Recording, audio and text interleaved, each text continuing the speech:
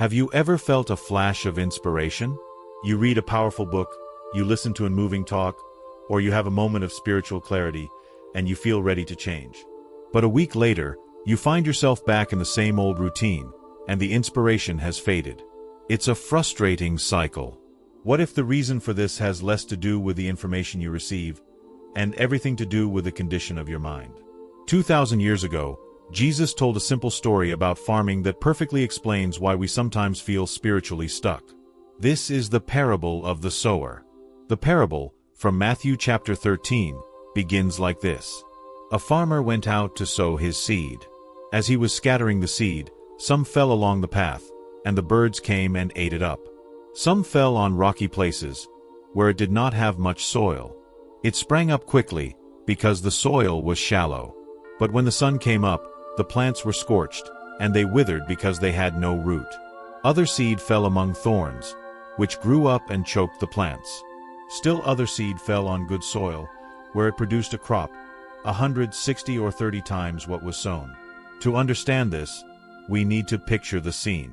Jesus is teaching by the Sea of Galilee, a place surrounded by farmland. His audience knew exactly what he was talking about. This wasn't a fairy tale.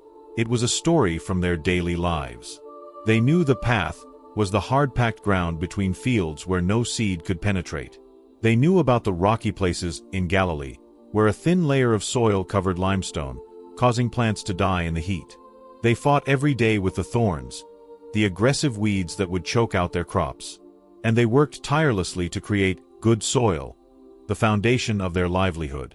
The power of the parable is that Jesus wasn't talking about farming. He was talking about the human heart. So how do we apply this? The first step is to realize that the seed, the message of wisdom and truth, is always good.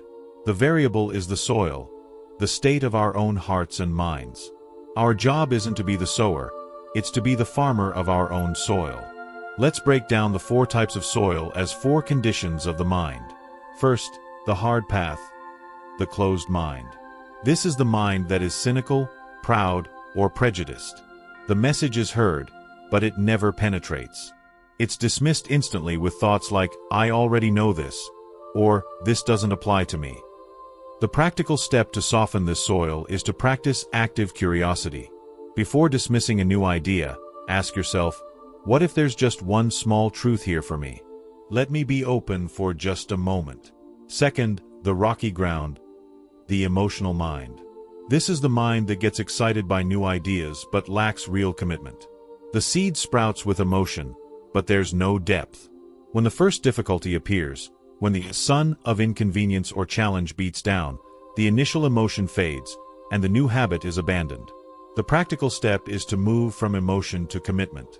When you feel inspired, don't just feel it. Write down one small, concrete action you will take, and schedule a time to do it. Third, the thorny ground, the distracted mind. This is perhaps the most common soil in our modern world. The seed of wisdom takes root, but it's eventually choked out by what Jesus calls the worries of this life and the deceitfulness of wealth. For us, the thorns are endless notifications, the pressure to keep up, social media, and the constant busyness that suffocates our spiritual growth. The practical step is intentional pruning. Identify your thorns. Is it your phone? Is it constant worry? Dedicate a specific time to weed your garden. For example, spend 20 minutes in quiet reflection or reading instead of scrolling. Fourth, the good soil, the receptive and intentional mind. This is the mind that is prepared to receive wisdom. It's humble, committed, and actively protects itself from distractions.